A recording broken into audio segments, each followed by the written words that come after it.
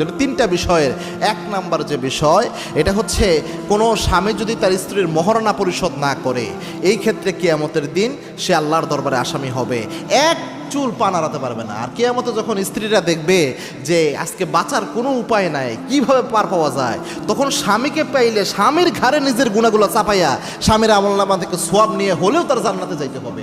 অবস্থাটা এমন থাকবে, কেননা মাই সন্তান ছেড়ে পালাবে কিয়ামতের কঠিন ময়দান, এত ভয়াবহ হবে। বাবা পালাবে সন্তান ছেড়ে, ভাই ভাইকে ছেড়ে পালাবে, এটা এরকম মারাত্মক একটা ময়দান হবে। এজন্য মহারণা খবরদার বাকি রাখবেন না, আর অনেক বেশি মহারণা নির্ধারণ করবেন না, যতটুকু দিতে পারবেন ততটুকুই নির্ধারণ করবেন। এজন্য মহারণা যে কোনোভাবে স্ত্রীর কাছে এটা সমাধান করতে হবে। যদি বাই চান্স ভুলে বেশি মহারণা হয়ে যায়, দেওয়ার সামর্থ্য নাই, যে কোনোভাবে সমাধান করার চেষ্টা করেন, স্ত্রীর সাথে বসে সমঝোতা করেন। 2 নাম্বার হচ্ছে, যদি কোনো স্বামী এমন হয় যে তার স্ত্রীর উপর সে জুলুম করে কথায় কথায় বা বিভিন্ন সময় আঘাত করে,